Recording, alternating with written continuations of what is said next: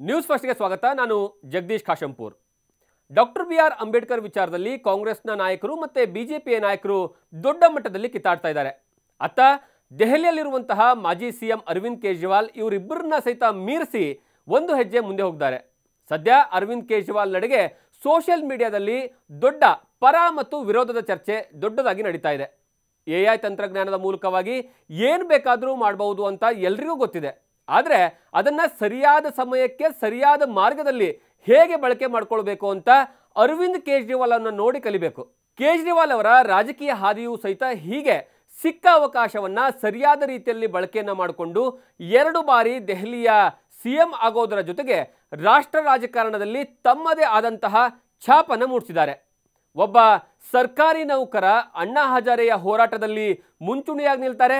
ಯಾವುದೇ ಕಾರಣಕ್ಕೂ ರಾಜಕೀಯಕ್ಕೆ ನಾವು ಬರೋದೇ ಇಲ್ಲ ಅಂತ ಘಂಟಾಘೋಷವಾಗಿ ಹೇಳಿರ್ತಕ್ಕಂತಹ ಕೇಜ್ರಿವಾಲ್ ಅಣ್ಣಾ ಹಜಾರೆಯ ಮಾತಿಗೂ ಸಹಿತ ಬೆಲೆಯನ್ನು ಕೊಡದೇನೆ ರಾಜಕೀಯಕ್ಕೆ ಎಂಟ್ರಿ ಕೊಡ್ತಾರೆ.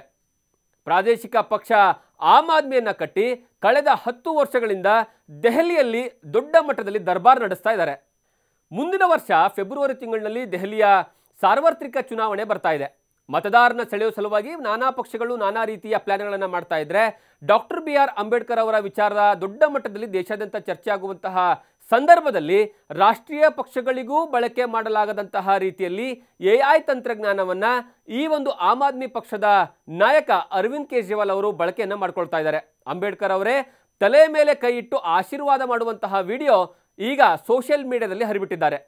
ಈ ವಿಡಿಯೋವನ್ನು ಎಐ ತಂತ್ರಜ್ಞಾನದ ಮೂಲಕವಾಗಿ ಮಾಡಲಾಗಿದ್ದು, ವಿಡಿಯೋದಲ್ಲಿ ದೆಹಲಿಯ ಇಂಡಿಯಾ ಗೇಟ್ನ ಮುಂಭಾಗದಲ್ಲಿ ನಿಂತಿರುವಂತಹ ಅರವಿಂದ್ ಕೇಜ್ರಿವಾಲ್ ತಲೆ ಮೇಲೆ ಡಾಕ್ಟರ್ ಬಿ.ಆರ್. ಅಂಬೇಡ್ಕರ್ ಅವರು ಕೈ ಇಟ್ಟು ಆಶೀರ್ವಾದ ಮಾಡುವಂತಹ ವಿಡಿಯೋ ಸೃಷ್ಟಿಯನ್ನ ಮಾಡಿ ಈಗಾಗಲೇ ಸೋಷಿಯಲ್ ಮೀಡಿಯಾದಲ್ಲಿ ಬಿಟ್ಟಿದ್ದಾರೆ. ಇದನ್ನ ಆಪ್ ನಾಯಕರು ಸಾಮಾಜಿಕ ಜಾಲತಾಣಗಳಲ್ಲಿ ಹರಿಬಿಟ್ಟಿದ್ದಾರೆ. ಕೇಜ್ರಿವಾಲ್ಗೆ ಅಂಬೇಡ್ಕರ್ ಅವರೇ ಆಶೀರ್ವಾದ ಮಾಡಿದ್ದಾರೆ ಅನ್ನುವಂತಹ ರೀತಿಯಲ್ಲಿ ದೊಡ್ಡ ಮಟ್ಟದಲ್ಲಿ ಬಿಂಬಿಸ್ತಾ ಇದ್ದಾರೆ.